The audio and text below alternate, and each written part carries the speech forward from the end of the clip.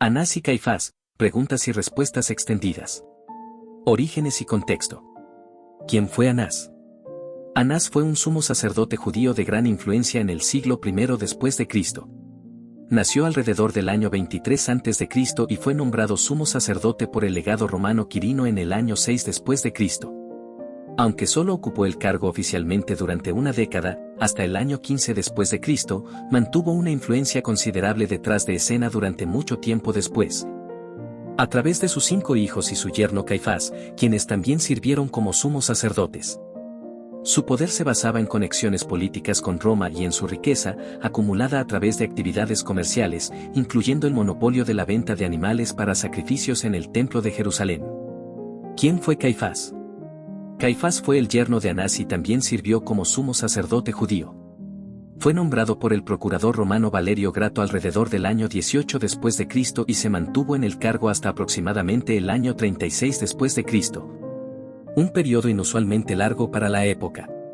Su longevidad en el puesto sugiere una habilidad para navegar las complejidades de la política romana y judía, y su lealtad al poder romano, que lo consideraba un socio confiable para mantener la estabilidad en Judea. ¿Cuál era la relación familiar entre Anás y Caifás? Anás era el suegro de Caifás. Esta relación familiar no era meramente personal, sino que formaba parte de una verdadera dinastía sacerdotal. Anás, al tener a su yerno en el cargo de sumo sacerdote, podía ejercer una influencia significativa sobre las decisiones religiosas y políticas, consolidando así el poder de su familia dentro de la élite judía. ¿Por qué es importante entender el contexto de la Judea romana para comprender el papel de Anás y Caifás? Comprender la Judea romana es crucial porque el cargo de sumo sacerdote, aunque religioso, estaba intrínsecamente ligado a la política. Los sumos sacerdotes eran nombrados por los procuradores romanos y servían como intermediarios clave entre el pueblo judío y la autoridad imperial. Su lealtad a Roma y su capacidad para mantener la paz eran fundamentales para su supervivencia política. Anás y Caifás operaban en un entorno donde el equilibrio de poder era delicado y donde las facciones judías, como fariseos y saduceos, tenían sus propias agendas. ¿Cómo se ejercía el poder del sumo sacerdote en la Judea romana? El sumo sacerdote era la figura religiosa más importante del judaísmo, con autoridad sobre el templo y el Sanedrín, el Consejo Supremo judío. Sin embargo, bajo el dominio romano, su poder estaba limitado. Aunque era el custodio de la ley religiosa y el principal oficiante en el templo, sus decisiones finales podían ser anuladas por el procurador romano.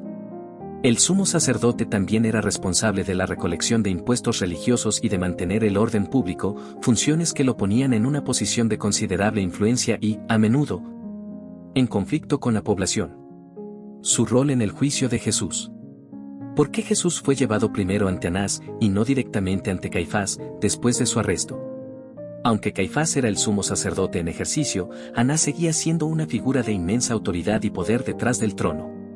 Es probable que Jesús fuera llevado primero ante Anás para una especie de entrevista preliminar o interrogatorio informal.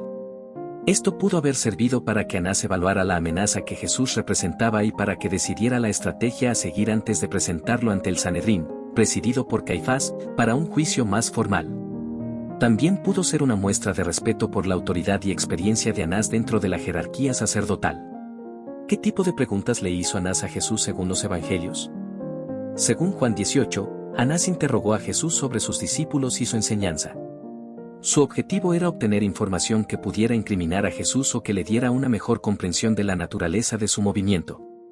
Jesús, sin embargo, respondió que había hablado abiertamente al mundo y que sus enseñanzas estaban disponibles para todos, invitando a Anás a preguntar a quienes lo habían escuchado. ¿Cuál fue la reacción de Jesús ante el interrogatorio de Anás?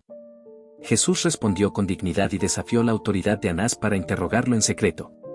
Les dijo: yo he hablado abiertamente al mundo, yo he enseñado siempre en la sinagoga y en el templo, donde se reúnen todos los judíos, y nada he hablado en secreto. ¿Por qué me preguntas a mí? Pregunta a los que han oído lo que les he hablado, he aquí, ellos saben lo que yo he dicho. Esta respuesta llevó a un guardia a abofetear a Jesús. ¿Qué papel jugó Caifás en el juicio de Jesús? Caifás presidió el Sanedrín, el Consejo Supremo judío, que llevó a cabo el juicio formal de Jesús. Fue en la casa de Caifás donde se reunieron los principales sacerdotes y los ancianos para buscar testigos falsos contra Jesús. Caifás desempeñó un papel central en la condena de Jesús por blasfemia, rasgándose las vestiduras en un gesto de indignación ante lo que él consideró una afrenta directa a Dios. ¿Qué acusaciones se presentaron contra Jesús ante Caifás y el Sanedrín?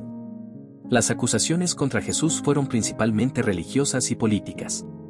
Religiosamente, se le acusó de blasfemia, específicamente por declararse el Hijo de Dios o el Mesías, equiparándose a Dios.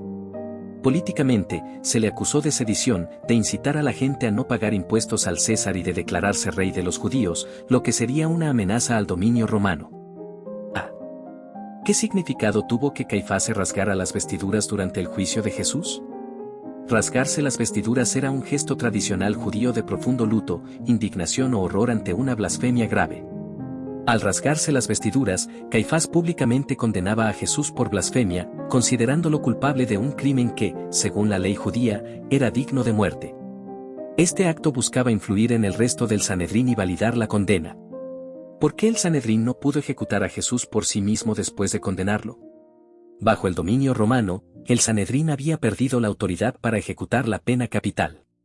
Solo el procurador romano, en este caso Poncio Pilato, tenía la facultad de imponer la sentencia de muerte. Por lo tanto, después de condenar a Jesús por blasfemia, Caifás y el Sanedrín tuvieron que llevarlo ante Pilato para que aprobara y ejecutara la sentencia. ¿Cuál fue la estrategia de Anás y Caifás al presentar a Jesús ante Pilato?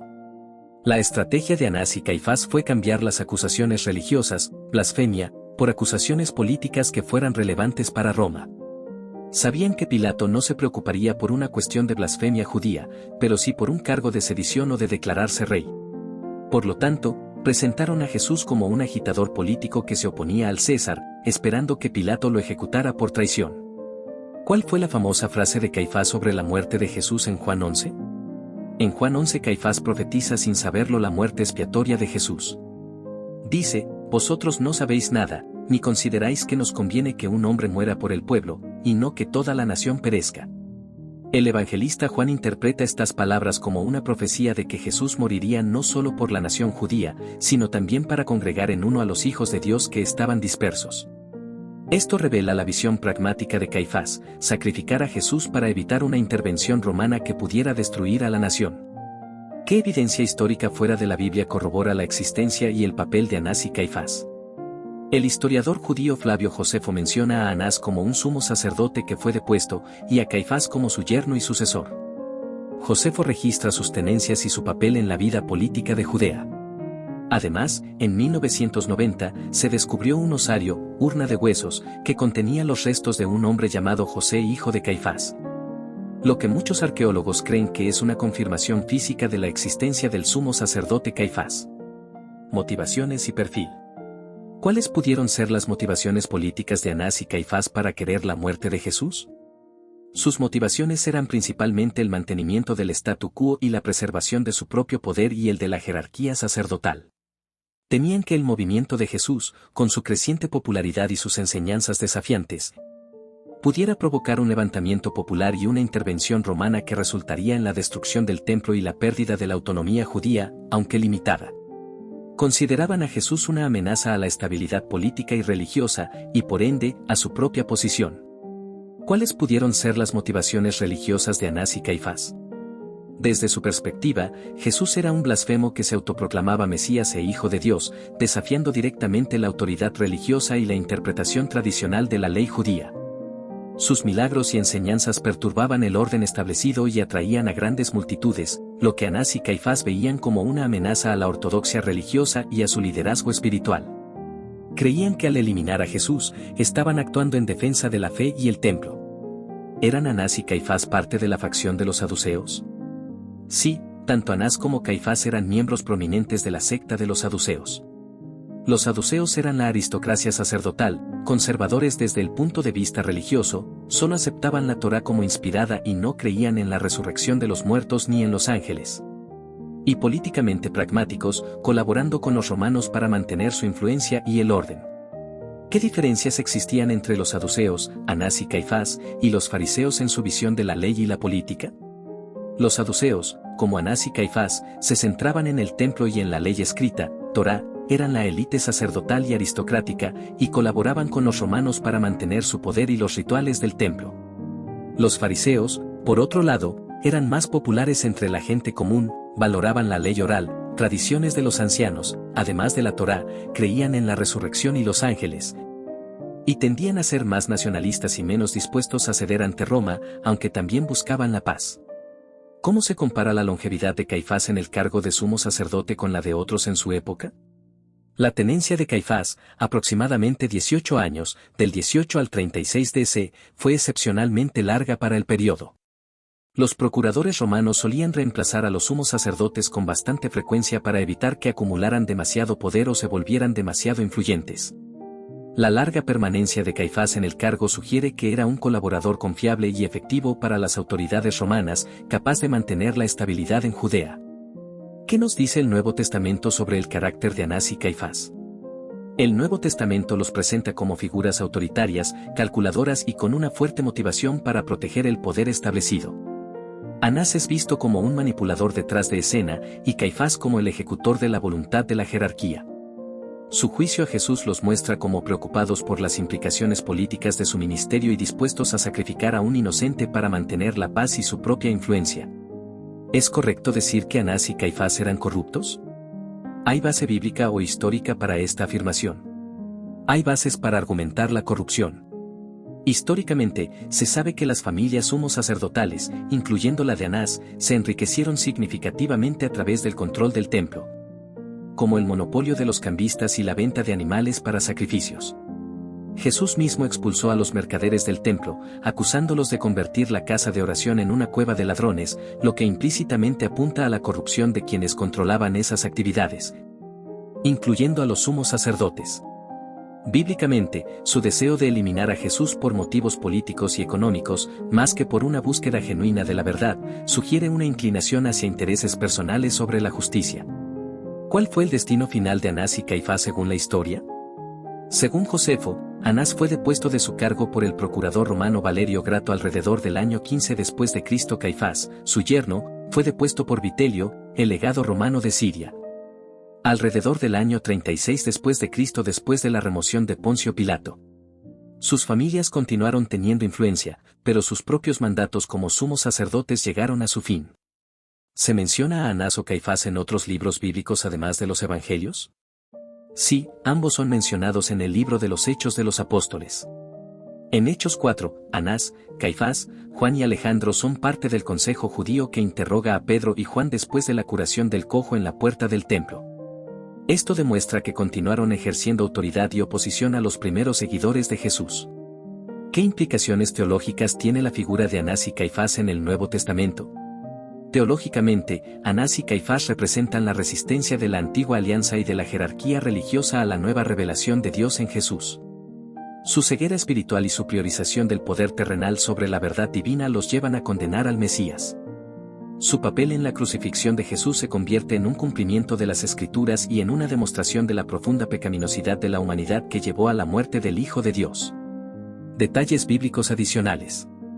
¿Qué evangelios mencionan a Anás y Caifás? Los 4 evangelios canónicos mencionan a Anás y Caifás, aunque con diferentes grados de detalle y énfasis. Juan es el que proporciona la información más específica sobre el interrogatorio de Jesús por Anás antes de ser llevado a Caifás. Mateo, Marcos y Lucas se centran más directamente en el juicio ante Caifás y el Sanedrín. ¿Qué dice Mateo 26 sobre el juicio de Jesús ante Caifás? Mateo 26 describe el juicio de Jesús en la casa de Caifás. Se menciona que los principales sacerdotes y todo el Sanedrín buscaban falso testimonio para condenar a Jesús. Caifás interroga directamente a Jesús sobre si es el Cristo, el Hijo de Dios. La respuesta afirmativa de Jesús provoca que Caifás se rasgue las vestiduras y declare que Jesús ha blasfemado, llevando al Sanedrín a condenarlo a muerte. ¿Cómo describe Marcos 14 el juicio de Jesús ante Caifás?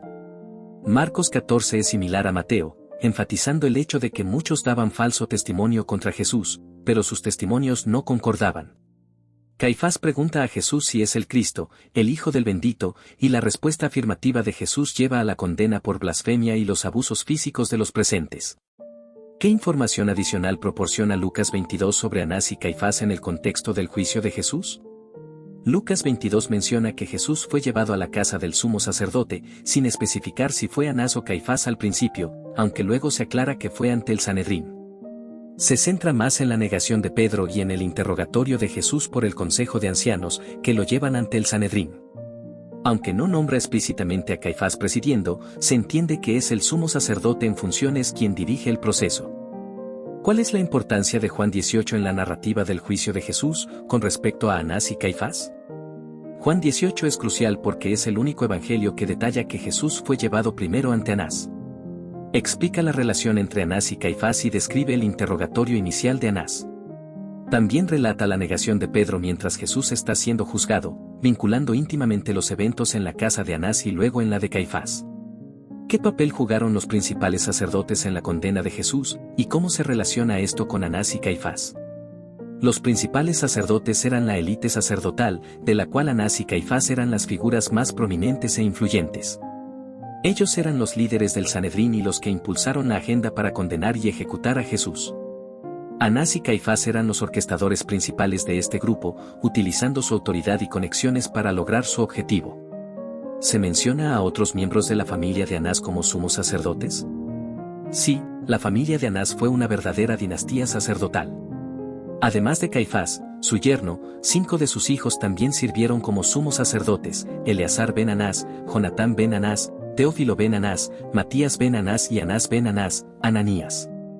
Esto subraya el inmenso poder y la influencia que la familia de Anás mantuvo durante décadas. ¿Cómo era la seguridad del templo y quién la supervisaba bajo el control del sumo sacerdote?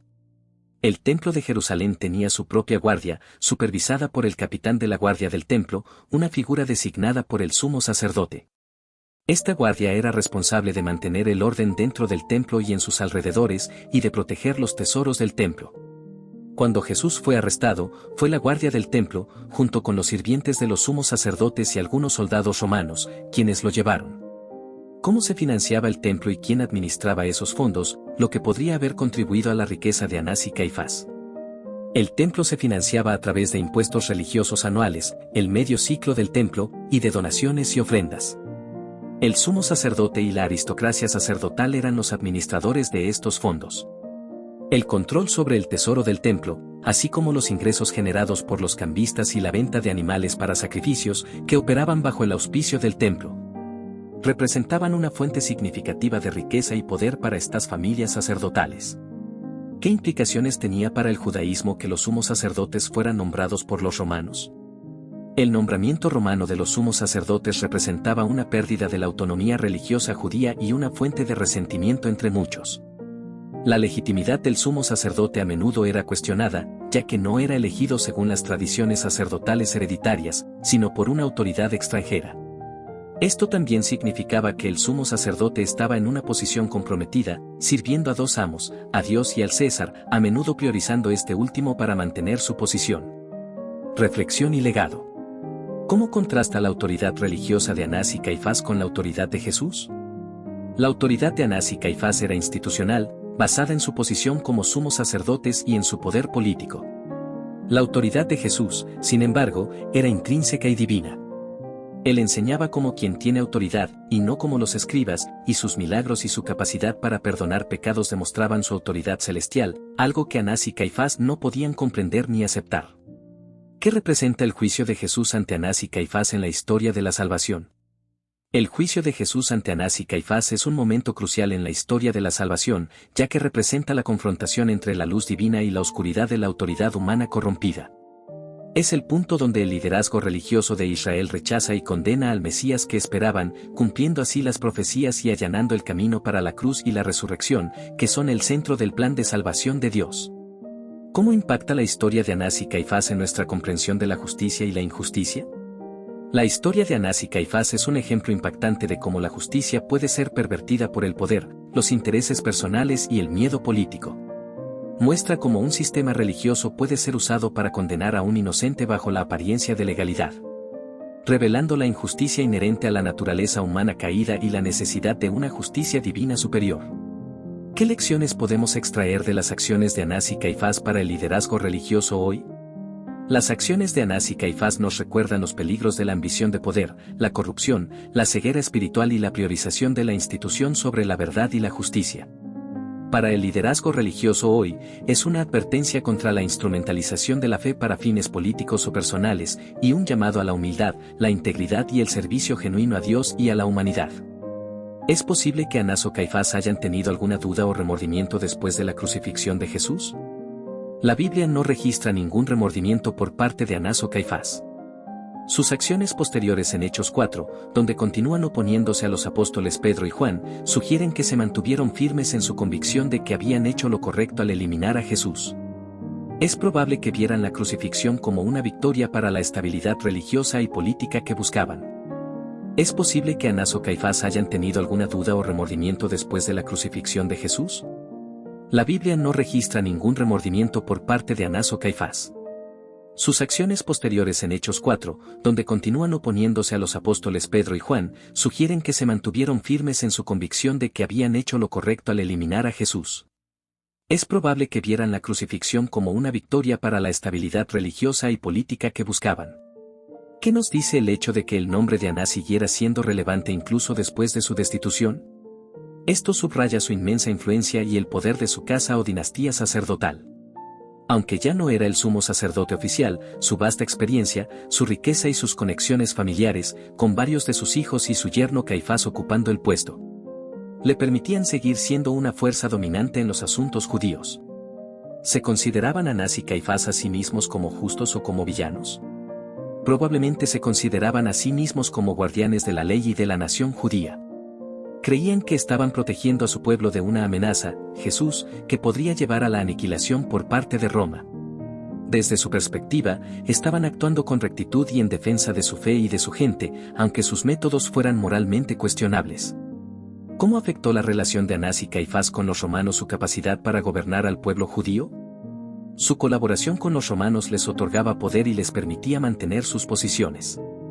Sin embargo, también erosionaba su legitimidad a los ojos de muchos judíos que resentían el dominio romano. Estaban atrapados entre la necesidad de complacer a sus señores romanos y la necesidad de mantener el respeto de su propio pueblo, una tensión que a menudo llevaba a decisiones impopulares o duras.